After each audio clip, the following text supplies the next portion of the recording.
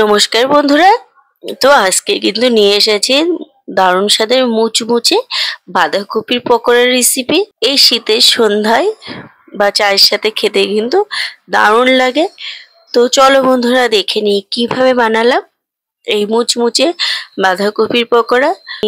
একটা মিডিয়াম সাইজের বাঁধাকপি কুচি করে কেটে নিয়েছি, ভালো করে জল দিয়েও ধুয়ে নিয়েছি। এরপর একটা স্ট্রেনার নিয়েছি, দিয়ে দিলাম এক বাটি বেসন, ওজন 250 গ্রাম হবে। আর দিয়ে দিলাম 50 গ্রাম মতন, মানে বাটির 3 ভাগের 1 ভাগ চালের গুঁড়ো। চালের গুঁড়োটা কিন্তু বন্ধুরা অবশ্যই দিতে হবে, এতে কিন্তু বাঁধাকপিটা একদম মুচমুচে হয়, খেতে কিন্তু দারুণ লাগে। আর দিয়ে দিলাম কুচানো কাঁচা লঙ্কা, একটু গ্রেট করে রাখা আদা, স্বাদ মতো লবণ।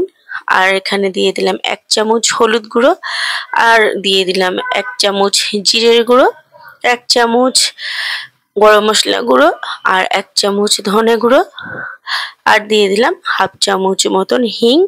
হিংটা বন্ধুরা এখানে অবশ্যই ইউজ করবে, তাহলে কিন্তু বাঁধাকপি পকোড়াটা খেতে কিন্তু দারুণ লাগে।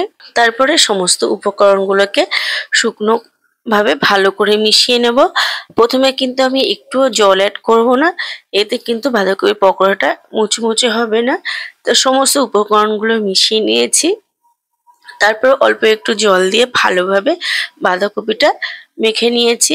একদম কিন্তু শক্ত শক্ত মাখা হবে, তাহলে পকোড়াগুলো কিন্তু মুচমুচে হবে, একদম নরম যেন না হয়।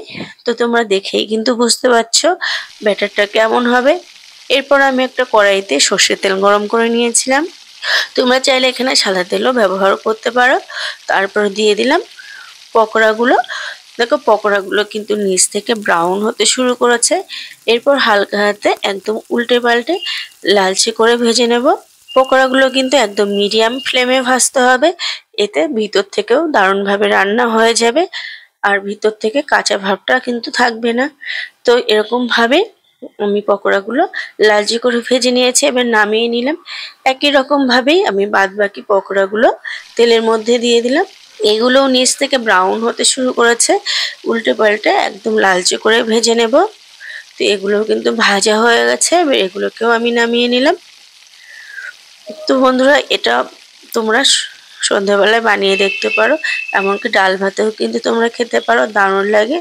তো বন্ধুরা রেডি হয়ে গেল দারুণ স্বাদের মুচমুচে বাঁধাকপির পকোড়া, খেতে দারুণ লাগে। আর বাড়িতে বানালে অবশ্যই কিন্তু কমেন্ট বক্সে জানাবে খেয়ে কেমন লাগলো।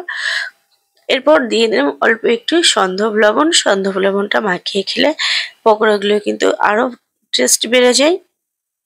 রেসিপিটা তোমাদের কেমন লাগলো অবশ্যই কিন্তু কমেন্ট করে জানিও।